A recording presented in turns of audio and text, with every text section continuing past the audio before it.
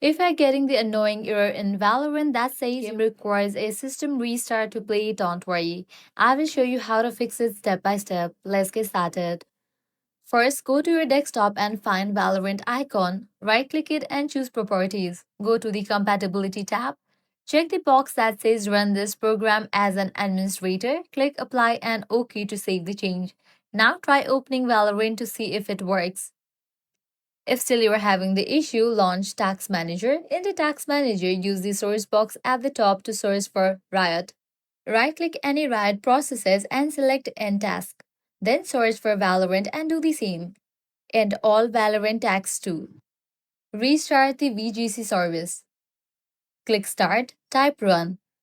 Then type in services.msc and press Enter. Scroll down and find a service called VGC. Double-click VGC. Set Startup Type to Automatic. Click the Start button below it. Then click Apply and OK. Enable VG Tray in Startup Apps. Launch Task Manager. Click on the Startup Apps tab. Scroll down until you find VG Tray. Right-click on it and click Enable. After doing all that, restart your PC and try launching Valorant again. Lastly, uninstall and reinstall your Riot Vanguard.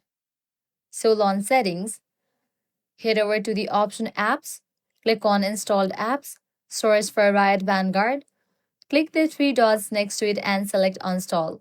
After uninstalling, open Valorant again. It will reinstall Vanguard automatically.